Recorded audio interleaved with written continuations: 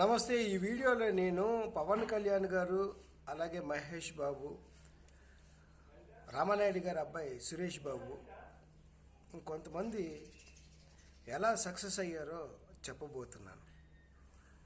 నా వీడియో చివరి వరకు చూడండి. అది సమంజసంగా లేకపోతే తప్పకుండా కామెంట్ చేయండి. దానికంటే ముందు నేను ఒక మాట చెప్పాలి. అదేంటంటే, రామారావు గారి బయోపిక్ని మొదట క్రిష్ అనుకుని మొదట తేజ అనుకుని ఆ తర్వాత క్రిష్ గారితో చేయటం, అది 1-2 పార్ట్లు, కథానాయకుడు ఏదో ఆ 2 పార్ట్లు కూడా ఆశించినంత విజయం సాధించకపోవడం అందరికీ తెలిసిన విషయమే. పోతే సరిగా చేయలేదనో తీయలేదనో రకరకాల కామెంట్లు వచ్చినాయి, కానీ అవేవి నిజం కాదు. నేను గతంలోనే ఈ విషయం ప్రస్తావించాను, మరోసారి ఇప్పుడు ప్రస్తావించాలనిపించి ప్రస్తావిస్తున్నాను. రామారావు గారి క్యారెక్టర్ని నాలాంటి అనామకుడు చేస్తే మొదటి 1-2 సీన్లలో కొద్దిగా నేను కనిపించవచ్చు, కానీ ఆ తర్వాత క్రమేణా ఆ కథలో వెళ్ళేటప్పుడు రామారావు గారు మాత్రమే కనిపిస్తారు. కానీ బాలకృష్ణ గారి విషయంకి వచ్చేసరికి రామారావు గారు అంత ఇమేజ్ కాకపోయినా ఆల్మోస్ట్ ఆయనతో సరి సమానమైన ఇమేజ్ కలిగిన ఆర్టిస్ట్గా ఆయన నిలబడ్డారు. బాలకృష్ణ గారికి ఒక డిఫరెంట్ వే ఆఫ్ స్టైల్ కూడా ఉంది. ఆ కారణం వల్లే సక్సెస్ అయ్యారా అది తర్వాత చెప్దాం. ఇది ఎందుకు సక్సెస్ కాలేదో చెప్తాను. బాలకృష్ణ గారికి ఒక ఇండివిజువాలిటీ, ఒక ఉనికి ఉంది. 1వ సీనే కాదు, 2వ సీనే కాదు, సినిమా చివరి వరకు కూడా రామారావు గారిలో బాలకృష్ణ గారు కనిపిస్తారు, కానీ రామారావు గారు కనిపించరు. కారణం ఏంటంటే అంత ఇమేజ్ని సంపాదించుకున్నారు. ఆ కారణం వల్లే ఆ 2 సినిమాలు కూడా డిజాస్టర్ అయ్యాయని నేను అంటాను.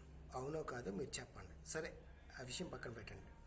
నేనేమన్నాను, ఒక మనిషి సక్సెస్ అవ్వాలంటే ఐడెంటిటీ, ఉనికి, వాళ్ళకంటే ఒక ఇండివిజువాలిటీ ఉండాలి. అది తర్వాత ప్రస్తావిద్దామన్నాను.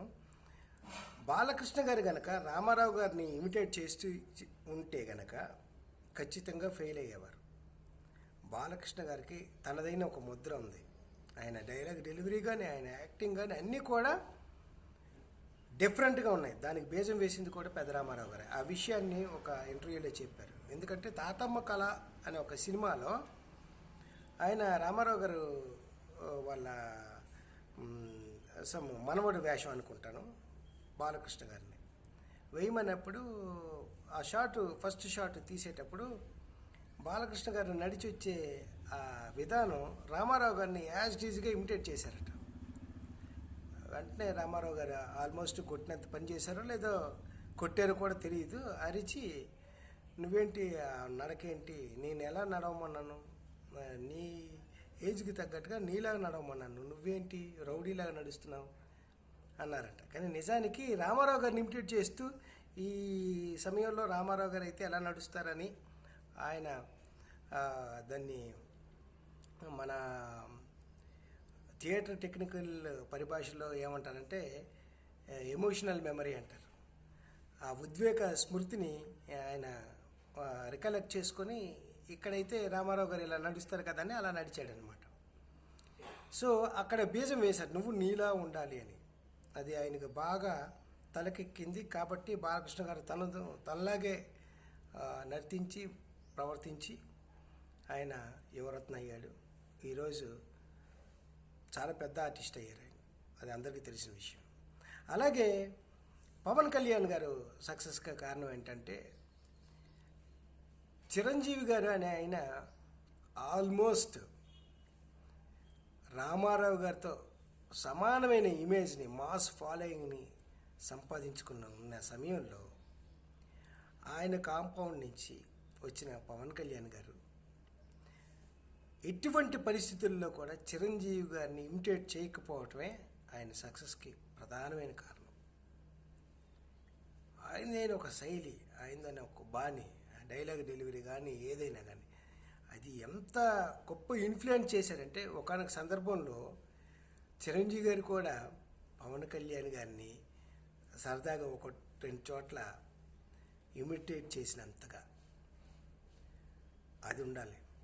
అలాగే కృష్ణ గారికి ఉన్న ఇద్దరు అబ్బాయిల్లో రమేష్ బాబు గారిని, ఆయన చాలా మంచి ఆర్టిస్ట్. నిజానికి కృష్ణ గారు ఇచ్చిన స్టేట్మెంట్ కరెక్ట్, చాలా మంచి ఆర్టిస్ట్. కానీ ఆయన వే ఆఫ్ స్టైల్ ఎందులో కూడా ఒక ప్రత్యేకత, తనదైన ఒక ముద్ర లేకపోవడం వల్లే ఆయన నటుడిగా ఫెయిల్ అయ్యారని నేను అంటాను. మహేష్ బాబు గారి దగ్గరికి వచ్చేసరికి ఆయన స్వతహాగా తన జీన్స్లో వచ్చిన కారణాన అందం కానీ, ఎక్కడైనా ఆ పోక్చర్ లేదా గెస్చర్ అవి కృష్ణ గారిని అనిపించవచ్చు. కానీ నిజానికి ఆయనదైన ఒక శైలి ముద్రని ఆయన అలవర్చుకున్నారు. ఆయన ఎంచుకున్న అప్పుడప్పుడే వచ్చిన ఆ యంగ్ బ్లడ్ అయిన ఆ డైరెక్టర్లో ఆయన్ని ఆ విధంగా చెక్కారు, తీర్చిదిద్దారు. అదే ఆయన సక్సెస్కి ముఖ్యమైన కారణం.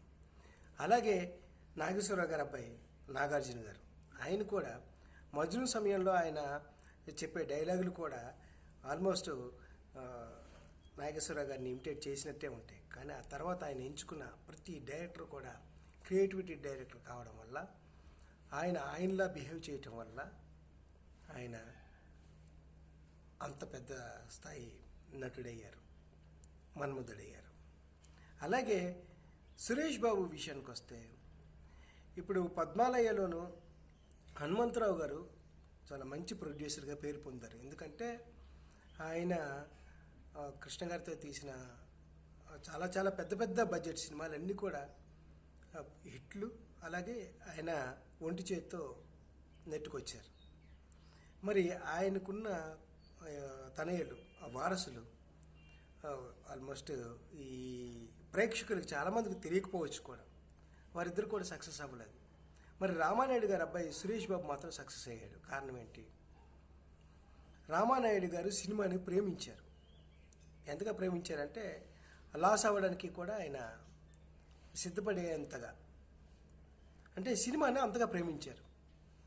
కానీ రామానాయుడు గారి అబ్బాయి సురేష్ బాబు లాభం వస్తేనే చేయాలి, లేకపోతే అది స్టూడియో అయినా కానీ సినిమా అయినా కానీ వదిలేయాలి అనే సిద్ధాంతంతో ఆయన ట్రావెలింగ్ స్టార్ట్ చేశారు. ఇక నేనేమంటానంటే, క్వైట్ ఆపోజిట్గా ఉంటేనే సక్సెస్ అవుతారని కాదు నేను అనేది. అంటే విలక్షణమైన వ్యక్తిత్వం, నడక, ఆ బాణి, ఆలోచించే ఆ తీరు, అప్పటి సమకాలీన పరిస్థితులకు అనుగుణంగా ముందుకు వెళ్ళడం, ఇవి ఒక మనిషి విజయాన్ని రచిస్తాయని నేను అంటాను. ఎందుకంటే రామానాయుడు గారి టైంలో అది కరెక్ట్ కావచ్చు, కానీ ఇప్పుడు ఉన్న టైంలో ఈ డిజిటల్ యుగంలో ఇదే కరెక్ట్ కావచ్చు. లాభం లేనిదే చేస్తే కనుక మనం ఉనికినే కోల్పోతే, అసలు మనం అనేవారమే లేకపోతే మరి సినిమా ఎలా వస్తుంది అనే లాజిక్ కూడా కావచ్చు. అంటే సినిమా ఒకవేళ నడవకపోతే వేరే దీనికి షిఫ్ట్ అయిపోదాం అనే ఆలోచన ధోరణి ఉన్న సురేష్ బాబు సినిమాలో కూడా సక్సెస్ అవ్వడం యాదృచ్ఛికం. అంటే హోటల్స్లోనో లేకపోతే ఇంకేదైనా వెళ్ళి, అంటే లాభం లేకపోతే మార్చేసేయాలనే ఇది. కానీ వేరే హనుమంతరావు గారి అబ్బాయిలు నాన్నగారు ఇలా చెప్పారు కాబట్టి మనం ఇలా చేయాలి, ఇక్కడ ఇలా చూడాలి, ఇలా బిహేవ్ చేయాలి, ఇలా ముందుకెళ్ళాలి అని ఒక పద్ధతి ప్రకారం క్రమేణా, అంటే అదే పద్ధతి ప్రకారం వెళ్ళడం అనేది ఓకే. కానీ అప్పటి సమకాలీన పరిస్థితులను కూడా ఆకలింపు చేసుకోకపోతే ఆటుపోట్లకి మనం తట్టుకోలేకపోతే, డార్విన్ సిద్ధాంతం ప్రకారం మనుగడ గల జీవులు మాత్రమే, తెలివిగల అలాగే రెసిస్టెన్స్ పవర్ ఉన్న జీవులు మాత్రమే మనగలుగుతాయి అన్నట్లు అన్నీ ఉంటేనే, ఇక్కడ ఏంటంటే ప్రతిభతో పాటు ముందు చూపు, ఆలోచించే, తీసుకునే నిర్ణయం, వేసే అడుగు, ఇవన్నీ ఉంటేనే ఒక మనిషి ఎదుగుదలకు, విజయానికి కారణం అవుతాయని నేను అభిప్రాయపడుతున్నాను. మరి నా ఈ అభిప్రాయం మీకు కనుక ఓకే అనుకుంటే తెలియజేయండి. అలా కాదు, రాంగ్ అన్నా కానీ తెలియజేయండి. ఆలోచిస్తాను, మార్చుకోవడానికి ప్రయత్నిస్తాను. Thank you.